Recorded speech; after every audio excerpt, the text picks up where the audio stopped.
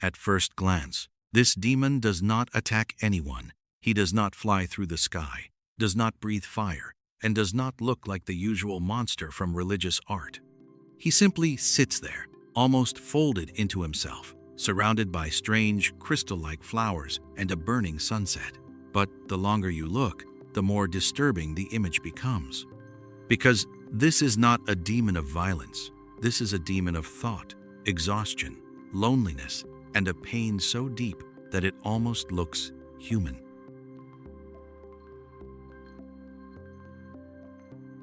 The most unsettling detail is his face. Vrubel does not give him a theatrical expression of evil. There is no grin, no rage, no obvious threat. Instead, we see a heavy, distant gaze, as if this being has already seen the end of everything. His mouth is closed, his eyes are dark, and the whole face seems trapped between pride and despair. This painting is called Demon Seated. Mikhail Vrubel painted it in 1890. It is an oil on canvas, now in the Tretyakov Gallery in Moscow. The official museum data gives its size as 116.5 by 213.8 centimeters, which means the demon is not a small decorative figure, but a monumental presence stretched across the canvas. Vrubel was not trying to paint the devil in the ordinary sense. His demon comes from the romantic world of Mikhail Lermontov's poem, The Demon, where the central figure is not just evil, but rebellious, isolated, and doomed to loneliness. Britannica describes the figure that fascinated Vrubel as a rebel and prophet, defiant and condemned to utter solitude. Look at his hands. They are not relaxed. They are locked together, almost painfully, as if the demon is holding himself back. This gesture changes everything. A traditional demon threatens the world around him. Vrubel's demon seems to be fighting something inside himself. His body is powerful, but his pose is closed. His muscles are tense, but he is motionless.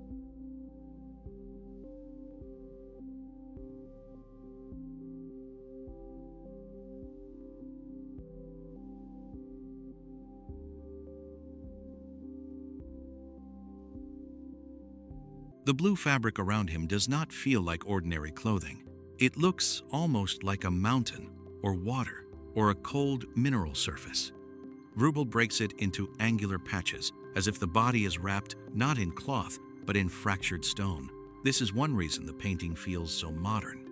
The brushwork resembles mosaic, stained glass, or crystals, rather than smooth academic realism. This fractured surface did not appear by accident. Before his Moscow period, Vrubel worked with religious murals and Byzantine-influenced imagery in Kyiv, especially around St. Cyril's church. The Tretyakov Gallery magazine notes that in his church work, he pursued a mosaic effect in oil, and this helps explain why Demon Seated seems built from glowing fragments rather than painted in soft transitions. Now, look at the flowers behind him. They should make the scene beautiful, but they do the opposite. They are pale, sharp, almost dead. Their petals look like pieces of broken glass. Instead of a living garden, Vrubel gives us a landscape where nature itself has become mineral, frozen, and strangely silent. On the left, the sunset burns in red and orange. It could be evening light. It could be the last glow of the world. Or, if we read the painting through the myth of the fallen spirit, it could feel like the memory of a lost heaven. Vrubel never explains it directly, and that ambiguity is part of the painting's power. The demon is too large for his world. His shoulders, arms, knees, and hair fill the canvas so completely that the frame itself becomes a prison. This is not a creature freely ruling darkness. This is a being trapped inside his own power. The strange horror of the painting is that strength here brings no freedom. To understand why Vrubel painted him this way, we need Lermontov. In the poem, the demon wanders above the world, separated from ordinary life. He is immortal, but immortality becomes a curse. He sees beauty, but cannot belong to it. He desires love, but his presence destroys what he touches. That is why Vrubel's demon is so unusual. He is not painted as a simple villain. Vrubel described the figure as a spirit combining masculine and feminine qualities, not so much evil as suffering, yet still powerful and majestic. This statement is crucial because it tells us that the painting is not about evil as action, it is about evil as separation. The figure itself is ambiguous.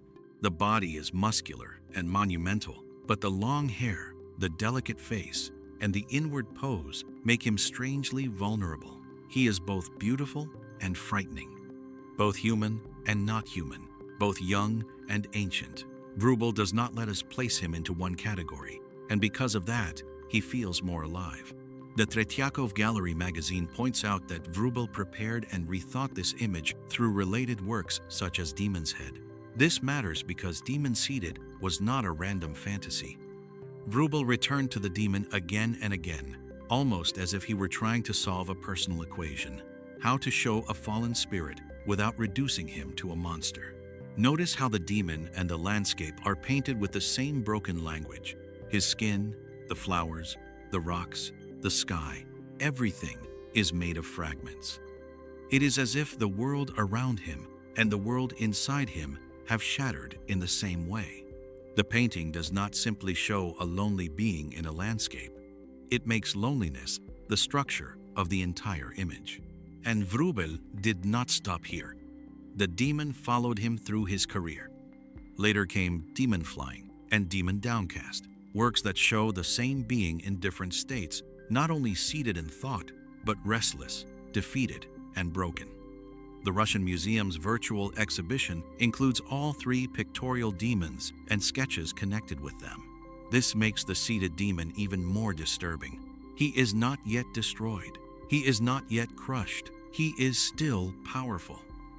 But we can already sense the future collapse inside him. The tension in the hands, the compressed pose, the burning horizon, everything suggests that this stillness cannot last forever. When Vrubel moved to Moscow around this period, he entered an artistic environment hungry for new forms. The old academic rules were losing their authority, while Symbolism and Art Nouveau were opening the door to dream, myth, ornament, and psychological ambiguity. According to the art story, Demon Seated shocked parts of the Moscow art world, while also attracting attention to Vrubel's new visual language. This is where the main twist appears. The title tells us we are looking at a demon, but the painting refuses the usual signs of demonic evil. No horns, no claws displayed as weapons, no victims, no triumph. Vrubel removes the obvious horror and replaces it with something more psychological: the horror of a being that has consciousness, beauty, and power, but no peace. The hands become the key. They are almost a confession. If this demon were only proud, his hands would be open. If he were only violent, they would reach outward. But they are clasped together in front of him. The gesture suggests restraint, anxiety, and perhaps a desperate attempt not to fall apart. Even the ground does not feel stable. The flowers and stones around him do not create a safe resting place. They feel sharp and unreal. Vrubel's demon may be seated, but he is not at rest. The entire landscape vibrates with the same nervous energy as his body. This is why the painting belongs so naturally to symbolism. It does not explain itself like an illustration. It suggests. It gives us a figure, a sunset, flowers, tension, beauty, and then asks us to interpret the invisible emotion behind them. The demon becomes less a character than a state of mind. So, what is the demon really? One interpretation is that he is Lermontov's fallen spirit, proud, immortal, cut off from love. Another is that he is Vrubel's image of the modern soul, powerful, sensitive, fragmented, unable to find harmony in the world. A more cautious reading says we should not turn him into Vrubel himself, but we can still see why the image became so personal for the artist. The face gives us sorrow. The hands give us restraint. The flowers give us a world that has turned crystalline and cold. The sunset gives us the feeling that something beautiful is ending. Put these details together, and the painting becomes less about a demon sitting in a landscape than about a soul trapped between heaven and earth.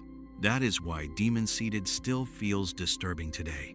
Not because it shows blood, violence, or a frightening creature. It is disturbing because it makes the demon recognizable. Vrubel gives him the grandeur of a fallen angel, the body of a mythic being, and the silence of someone who understands too much. He is terrifying because he is not completely alien to us. And perhaps that is the real mystery. Are we looking at evil that has learned to suffer, or suffering that has slowly become demonic? Vrubel never answers. He leaves the demon seated at the edge of sunset, surrounded by broken flowers, locked in his own silence. I would love to know what you think. Does this painting show a fallen monster, a wounded spirit, or something much closer to the human condition?